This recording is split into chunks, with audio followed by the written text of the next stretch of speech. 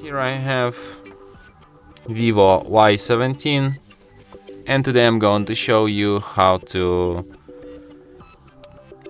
enable power saving mode on this device. Firstly, you should go to the upper bar, and here you can find the button, to this lower bar. And here you can find the button, no, not this super saver, but just an ordinary saver. Okay, so then we just go to settings, then go to this battery section, and here you can enable low power mode, just like this. So yeah, and that's it.